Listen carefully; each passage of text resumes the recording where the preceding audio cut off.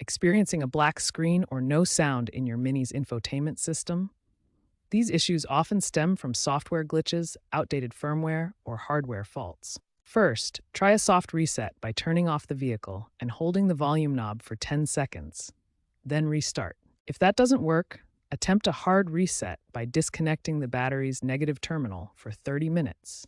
Ensure your Mini's software is up to date. Check for over-the-air updates via the connected app, or visit a dealer for a USB update. For no sound, check Bluetooth connections and inspect fuses. If problems persist after these steps, a deeper diagnostic check is needed. If basic troubleshooting fails, consider a factory reset through the iDrive menu.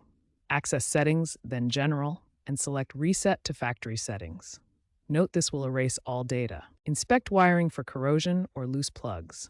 Check connections visually for damage. Persistent issues might indicate hardware failures, like a faulty display backlight or audio control unit. Regular software updates can prevent many issues.